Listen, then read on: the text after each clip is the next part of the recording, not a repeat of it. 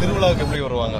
ஒரு திருவிழாவுக்கு எப்படி இருக்கும்? ஒவ்வொரு ஊர்லயும் திருவிழா இருக்கும். இப்போ ஒவ்வொரு ஊர்லயும் இப்போ மதுரையில் ஒரு திருவிழா இருக்கும், திருச்சியில் ஒரு திருவிழா. அந்த மாதிரியான ஒரு திருவிழாவை போன்றதான் மக்கள். இதை மக்கள் யாருமே இவ்வளவு பேருன்னு நாங்க அளவுகோலும் செய்ய முடியாது. இத்தனை பேர் வராங்க, இல்ல 10 பேர் வராங்க, 15 பேர் வராங்க, 5000 பேர் வராங்க, 5 லட்சம் பேருக்கு வராங்கன்னு இல்லை. ஒரு அளவுகோல் செய்ய முடியாத அளவிற்கு தான் பொதுமக்களுடைய கூட்டம் இருக்கிறது.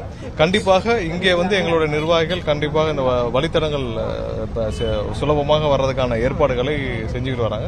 அதற்கு மேல் பொதுமக்கள் அவங்களுடைய விருப்பத்தின் பேரில் வர்றது 90% 95% எல்லா நகரங்கள்லயும் வந்தவங்க பொதுமக்கள் வீட்டிலிருந்து வந்தவர்கள். எங்கேயும் வெளியிலிருந்து நாங்க எங்கேயுமே மொபிலைஸ் பண்ற பழக்கம் இல்லை. நீங்க பாத்திருப்பீங்க, மாநாட்டில இருந்து பாத்திருப்பீங்க. எங்கேயும் மொபிலைஸ் பண்ற பழக்கம் எங்களுடைய கட்சிக்கு கிடையாது.